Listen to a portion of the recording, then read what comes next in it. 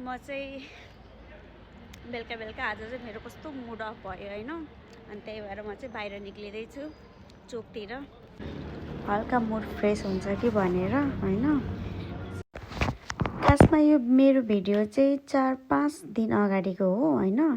त्यतिखेर हल्का मलाई मुड अफ भएको थियो। म मुड अफ भएको बेलामा प्रायः म यहीँ नजिकैको एउटा पार्क छ, म त्यहीँ जान्छु।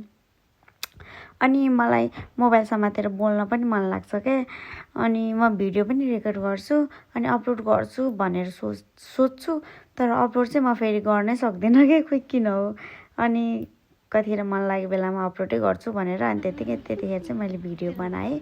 अनि म यस चोकतिर गएको थिएँ, अनि यहीँ नजिकै छ, 5 मिनटको बाटोमै छ क्या यो पार्क चाहिँ यही हो। आउने बस्ने चाहिँ मलाई यो पार्क बस्दैछन्, रमाइलो गर्दैछन्।